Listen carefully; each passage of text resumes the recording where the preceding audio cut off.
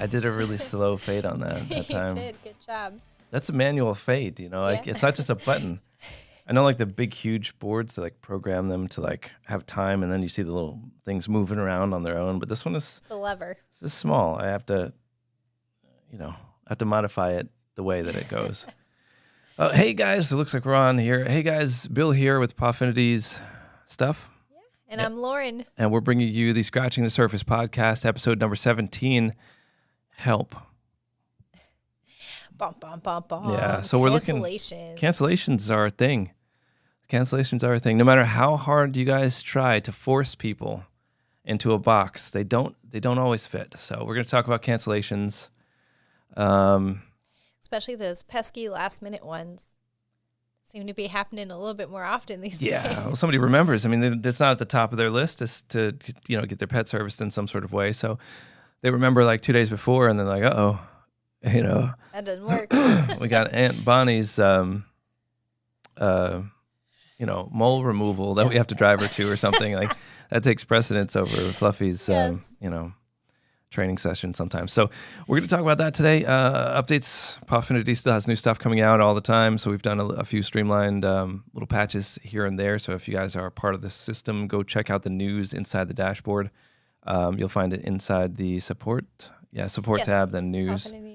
Yep. And you can see about all the new stuff if you haven't noticed it yet. We have a couple of new things also popping up here shortly at the end of the week or sooner, depending on how things go. So let's kick this one off. Well, also, I just want to throw in there, our Thanksgiving sharing deadline is the 17th. So make sure you get your nominations in for the Thanksgiving sharing. And if you don't know what that is, visit our YouTube channel and look at the video we made for it called Thanksgiving sharing. I think it's pretty appropriate. Wasn't it Thanksgiving giving? Isn't that what? No. Oh, I think that's what it was originally, and it wasn't. Christmas giving. It was kind of redundant. The other one. Okay, guys. So episode 17, cancellations. So this time of the year we've been seeing more cancellations, which is odd because it's usually the exact opposite. So it seems like people are maybe being affected by some of the economy things that we have going on. Some hardships, yeah. Right. Yeah, I saw today that I don't remember who it was. Oh, Redfin, this is to be expected because they expanded so much when the housing was going crazy. But they're actually reeling back like 13% of their workforce. So 13%. Yeah, that's a lot. That's a lot. Yeah. So, but you guys have to keep that in mind. Continuing to jack up your prices. I mean, it's basic economics. Continuing to jack up your prices or force them into this box every 4 weeks, every 6 weeks, nothing else. Everybody else can go elsewhere. They're going to go elsewhere and they're going to cancel. So we have a few tips to help make that not be so unpleasant for you. We're going to count down, starting with number 5. So number 5, maintain a viable wait list. So if you are full, you're completely booked, don't turn those clients away. Keep them on a wait list. So if someone does cancel, you have clients to reach out to fill those empty spots. Those empty spaces. I thought of wasn't that a Taylor Swift song? Yes. I'm sure she has. If she doesn't, I'm sure she has a song with that because that's all she writes about is I'm pretty sure. her empty spaces. So right. Yeah, so you don't want to just turn clients away and be like, we're booked out till February. The key phrase that I think also is not just getting a wait list going, because people get so proud they have like 200 people on their wait list, but 198 of those people have already found another like a groomer or a trainer or someone else to help them. So maintain that list, follow up with those clients, ask them if they're still interested in doing business with you, and if so, that you're still trying to work to get them a spot. So maintaining that's a great idea. That list is important because it's like a false sense of security. And some of you guys may be guilty of this. Just like a lot of groomers tend to book out a year, but those clients, they don't actually know they have appointments. So you really don't have a year's worth of appointments. You just filled up your calendar for a year and can't take on any new clients. But some of those people's pets may die. They may just cancel and move on to a different service provider. Or they may not be able to make those dates. I mean, the dates. And but what I'm saying is maintaining your calendar and your wait list is really important to know where you really stand. So you have a wait list that's 200 people long. I can guarantee you that 200 people are not waiting for your service. So go back in, filter out the people that have already moved on. Maybe they sold their pet or something. Or moved.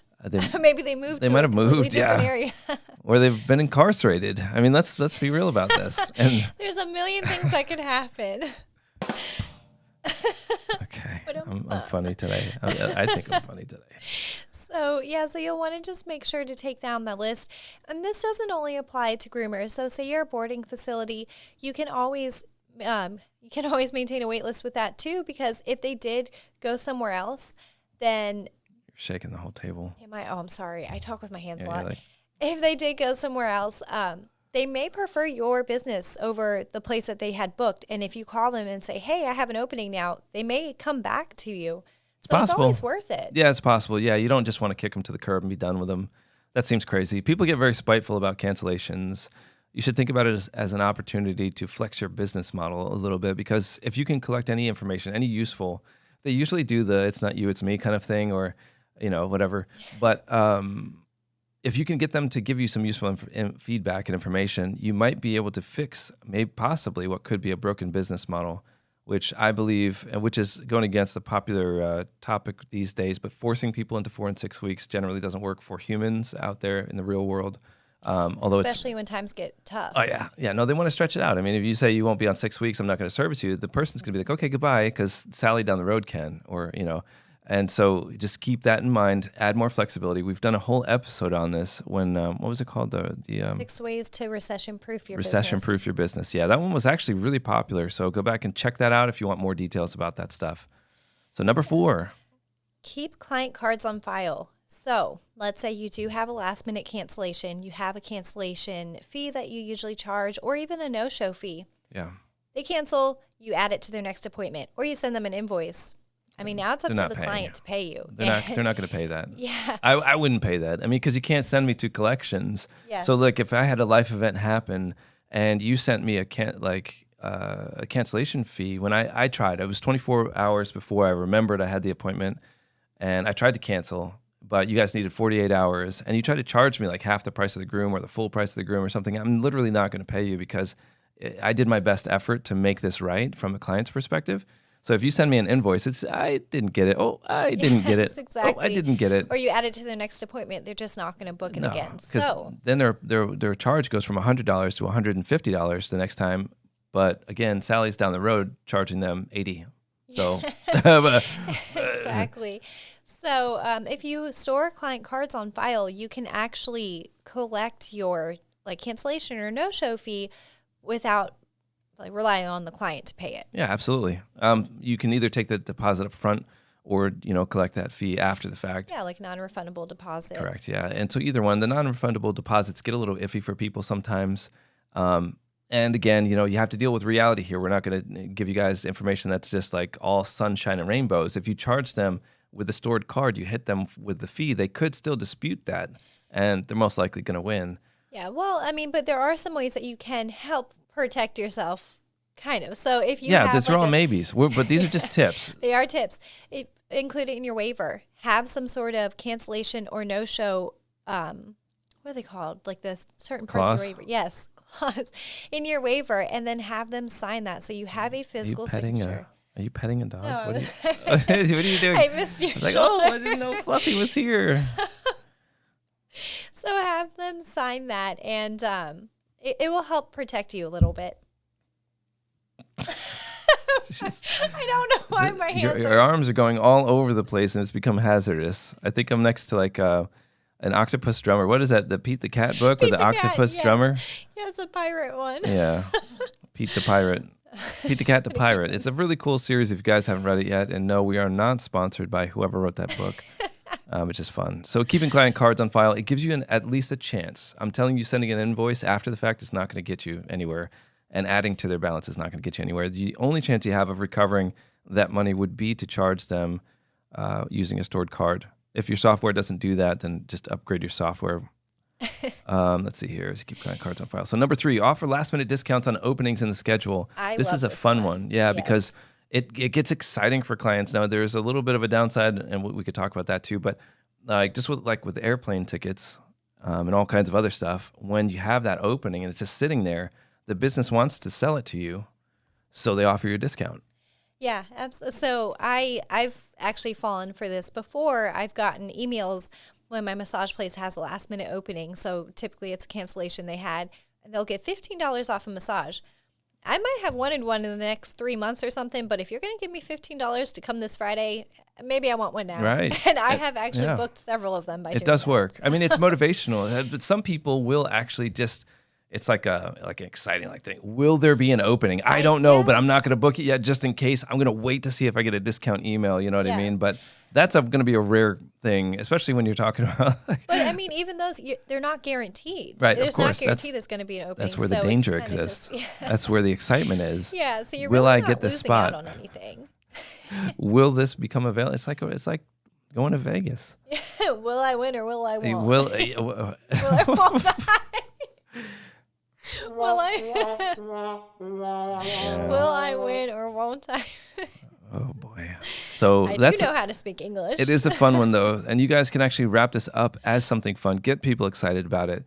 You know, we take for granted as pet service providers, we take for granted sometimes that people just are dying to use your service, but the truth be told, they're kind of not. There's thousands of you guys out there, and there's so many options. Stand out by doing something more with your clientele. Yeah, like this. Yeah, be excited. Like, hey guys, look, go on Facebook, send out some email. Maybe you ask people when they come in the salon if they'd be willing to jump on your mailing list or something like that. And when you get something in that's available, you send an email to everybody on the mailing list saying, hey, look, maybe you aren't looking for an appointment, but your friend might be. Their neighbor or something.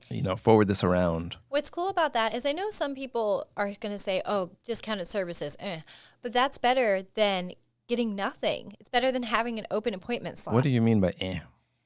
People don't like to discount their services a lot. Oh, So, yes. yeah, No, like, don't be scared of the discount. Discounts are fun. I mean, they're fun they might not be fun for the business owner, but it's better than getting nothing. It's better than nothing. Yeah, I mean, that's the case. So if you earn nothing, you are going out of business. If you earn a little bit, then you could possibly be going towards success. So earn stuff. That's $15 less on the appointment is business better coaching, than like that. The company that we have the thing going with. Yeah. He literally had life coach on his website. Yikes. On the little group thing that he does. Yeah, that's Bill's business life coaching. Sell things to stay in business, even if it's just a little bit. So we're going down to number 2. Send automated reminders. If you don't sell stuff. I feel like we're Ron Burgundy and Veronica oh my God, I Cornerstone love for that. a minute. Oh, we're going to reformat this entire podcast now. We're going to go set up as the Anchorman. Is that what that was? Yes, the Anchorman. Number 1, because I think that was better. I think there was 2. Yeah, we're gonna restructure this as the Anchorman. Forget about it. This is gonna be great. I can't wait. I need one of those. I got to get one of those velvet suits or whatever it was that he wore. Yes. And you have to wear some kind of big poofy hair. I think. Yeah. Yes. Oh, I would love it. Send automated reminders. So I know there are some companies that are kind of against reminders, saying that they're adults, they should remember their appointment. However, this is the holiday season. It's extremely busy for everyone, including your clients. Sending them a reminder might actually save your appointment. Absolutely. If you have a good software, it should do it automatically. So right. So in nothing more you have to Pawfinity, you guys can set up multiple reminders, and it's variable throughout the year. So in the holidays, I would honestly recommend adding one more reminder. Maybe shift them out a little bit. 5 days before, 3 days before, give them a reminder. The day before, give them another reminder, and that'll keep them kind of in the loop. Without that, there's almost no way a busy adult client will actually make that appointment. I can't see people really carving out spots in their day. It's like waiting around for the plumber. It's miserable. It's something you have to do. We'll be there between 7 a.m. and 10:30 p.m. At some point in time during the day, some random guy is going to come knocking on my door and ask to go see my bathroom. Yeah. It's not comfortable. Yeah. So especially if you're a house call. I mean, if you're house call, like anything, training, grooming, whatever, you need to go in those people's houses or at least their garage. Like what? Yeah, so just send them a reminder. Make sure that they're ready for you to be there. Ready for you. And that they're home. Yeah. They're not out shopping for the holidays. That really leads us to number 1 on the list, and it's, in my opinion, the most important thing. Call your clients. I'm just going to pause for a second.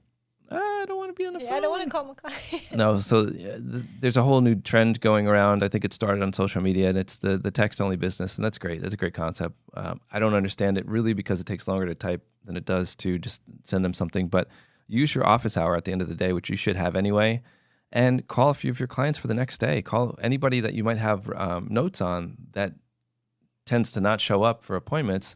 Call them. Yes. And if they don't answer, or they do answer and they try to cancel during that call, you have an opportunity now to go out and find a new client from your wait list Yep. and sell them that appointment Absolutely. So, I on the mean, phone. there's a lot of benefits. And also, let's say you have a holiday special or like a special holiday package, you can try to sell that package before you get to the appointment. So it gives the client a little bit of time to think about it. And I mean, this is kind of like a sales technique, It is a sales but technique. I mean, you so know, okay, so it stays in their head. let's just hang on.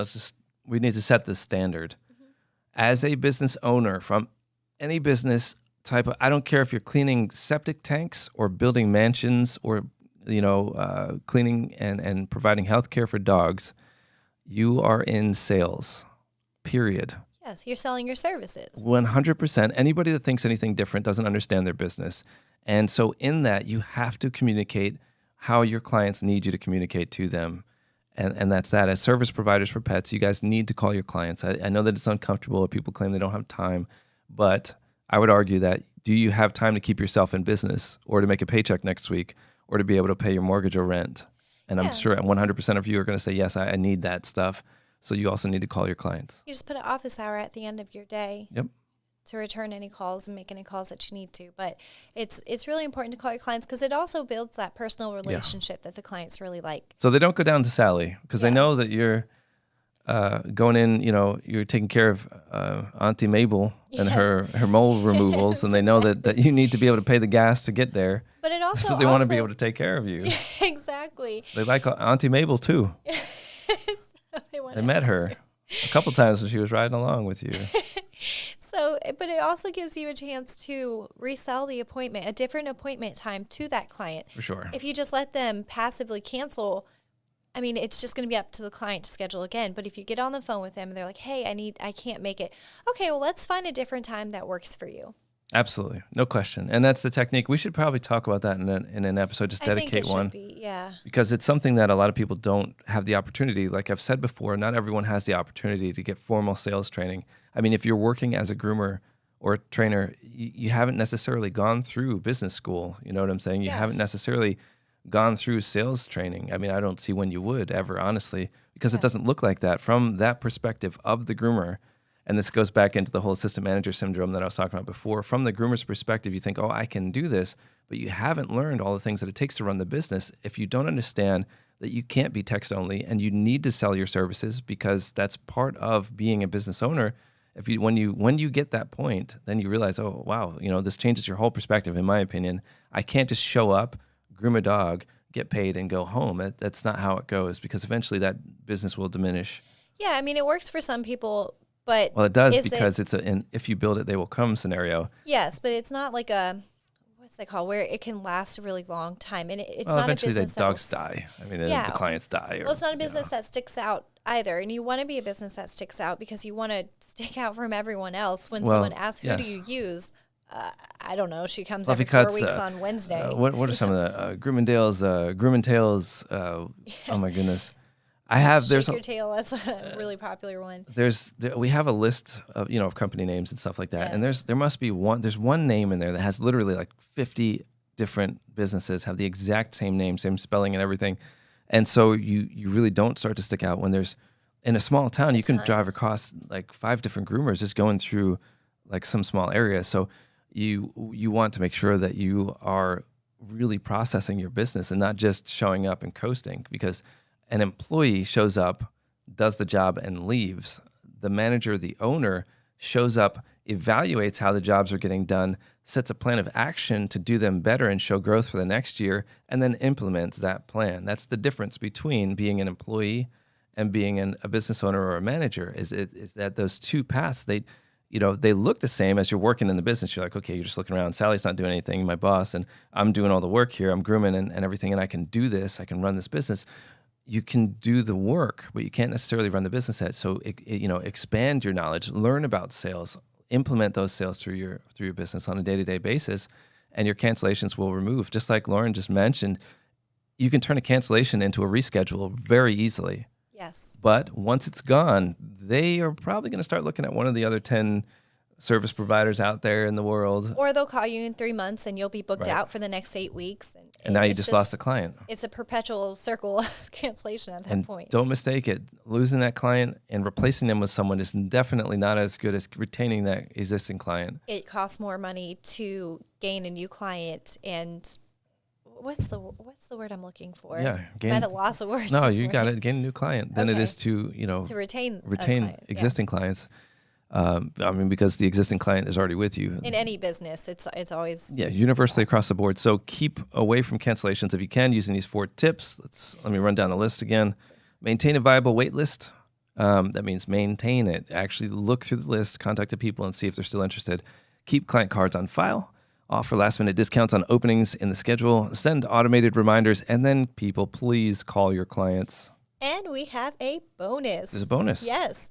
So cancellations doesn't necessarily mean... Wait, I didn't give you. Okay. No. No. No crickets. Hang on. There's all kinds of... Well, yeah, this might be the bonus for you. There we go. Bonus. Yes. Cancellations does not mean that your clients don't respect you. I know sometimes people take cancellations personally and they feel like the clients just don't respect the way the business runs or your business in general, but that is not the case. So sometimes things just happen. Sometimes things pop up. Sometimes people forget. I mean, I'm one to forget appointments. I know I have before, and then I'll get a reminder. I'm like, oh, yes, completely forgot about that. So it happens. Don't take it personal. That's just my extra bonus. Well, I like it. I mean, unless it is personal, I got to be devil's advocate on some of these topics because sometimes people are nasty. Sometimes if we get a people are cancellation, nasty. it's usually like, I can't believe I have to write out a cancellation note on Sometimes this. people are nasty, but I mean, Screw you sometimes guys! things just happen. Yeah. You made me fill out forms.